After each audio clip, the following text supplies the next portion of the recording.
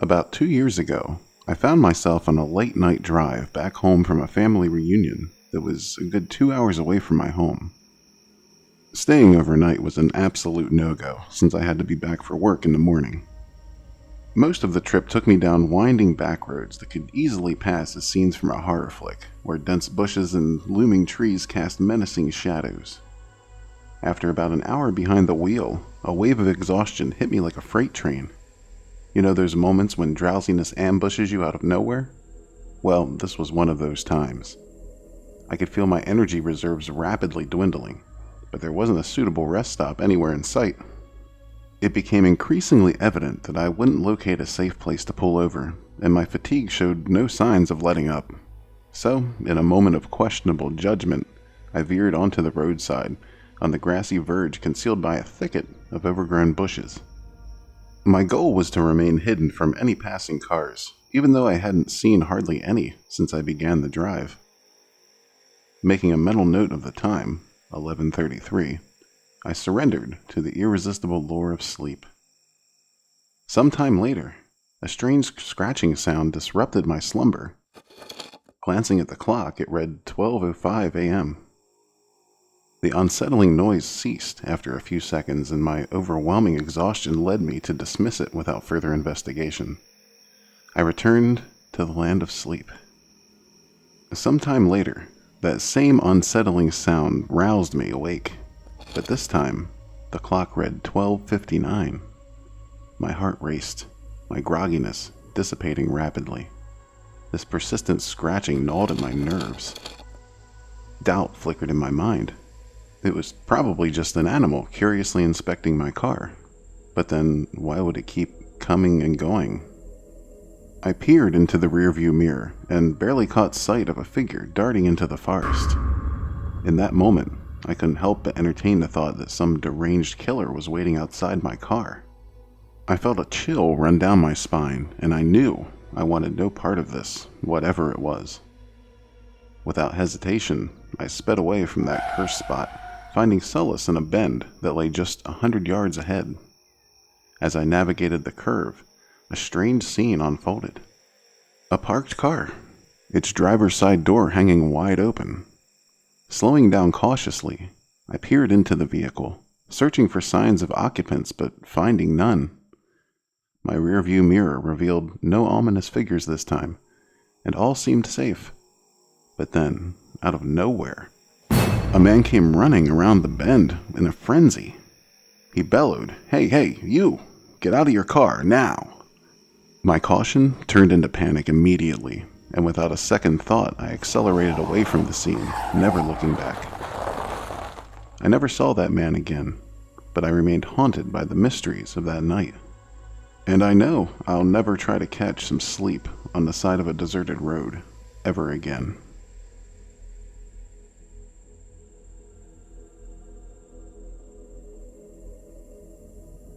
I was just 17, fresh off obtaining my driver's license, and high school life was an exciting whirlwind of adventures with my buddies. One particular mission we had embarked upon was the quest for an abandoned house to transform into the perfect party spot. We'd already found a few decent options, but the holy grail of them all was this one house that I used to pass on my way to home from work. This was an enormous, underdeveloped shell of what used to be a mansion, sitting on a vast property that seemed to stretch out endlessly behind it. The sheer magnitude of it was awe-inspiring. This was the kind of venue where party legends were made.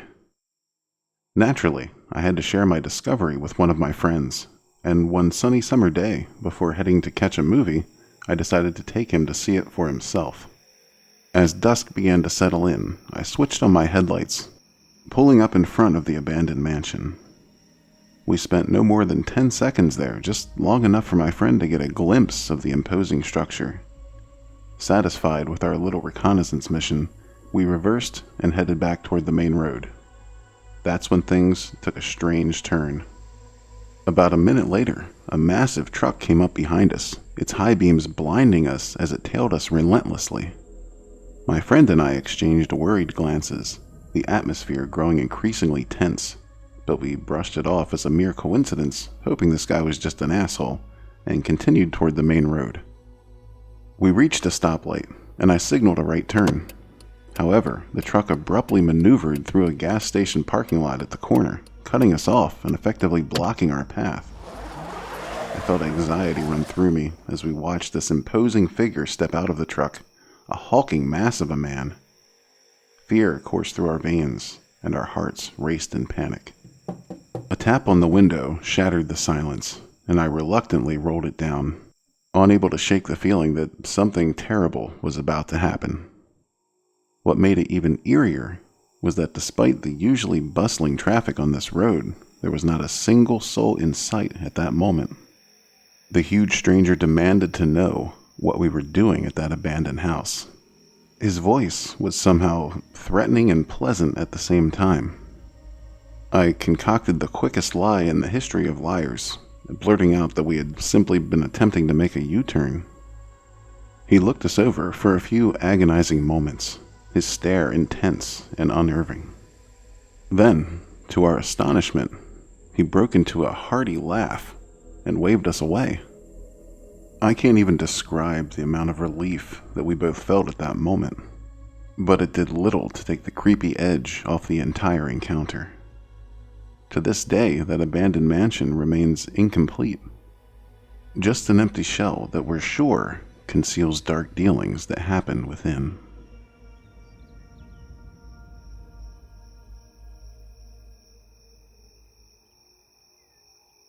This was an event that I'll never forget. I'm 25 now, but this incident occurred roughly a decade ago when I was 15. At that time, I was an avid skater who spent countless hours with my buddies, John and Richard, carving through the streets and perfecting our tricks. One day, after an intense skateboarding session, we decided to cap it off with a visit to the nearby 7-Eleven to grab some snacks and drinks before heading back home. We were too young to drive, so we had skated our way to the convenience store and planned to skate or walk back home. After making our purchases, we exited the store and found ourselves standing at the parking lot's exit ready to cross the highway. It wasn't a bustling intersection, as we lived in a small town where life moved at a slower pace. As we waited for the traffic light to turn in our favor, I happened to glance back toward the 7-Eleven gas pumps. There, my eyes locked onto a middle-aged man, probably in his 40s, in the process of filling up his white pickup truck. What he did next was completely unexpected. Without warning, this man abandoned the gas pump, leaped into his truck, and stomped on the gas pedal. The vehicle picked up speed quickly, and he came straight for us. I thought my heart had stopped as he narrowly missed us, grazing my arm and sending my skateboard flying to the pavement. Richard, who was never one to mince words, shouted, "What the heck, you dickhead?" The man didn't seem fazed by his near miss. Instead, he screeched into the parking lot adjacent to the 7-Eleven. This was far from over. The unhinged weirdo decided to escalate the situation. He careened through a ditch that separated the two parking lots and, unbelievably, attempted to run us over again. At this point, we were terrified, and we ran for our lives. We bolted across the highway, racing toward the local library, which was a mere 2 or 3 blocks away from the 7-Eleven. We heard the truck's tires squealing behind us as he turned around to come at us again.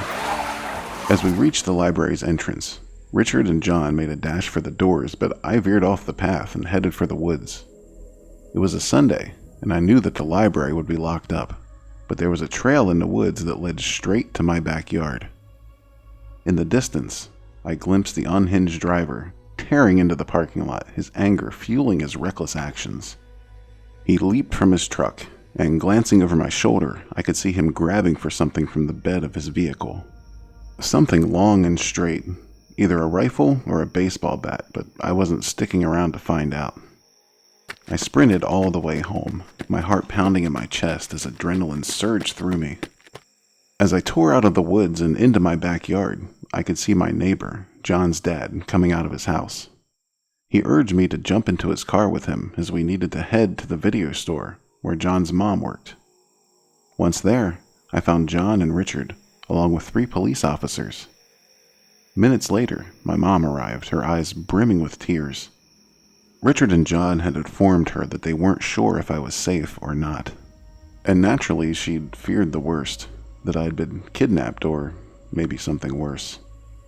To add to the terror, John revealed that he had seen the madman chasing after me into the woods.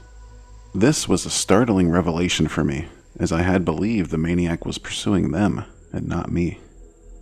Despite the police's presence and our best efforts, the individual responsible for this horrifying ordeal was never apprehended. And ever since that day, I can't help but be haunted by fear every time I spot a white truck on the road. The road is populated with all manner of beings. Take care you don't run afoul of the ill and the wicked.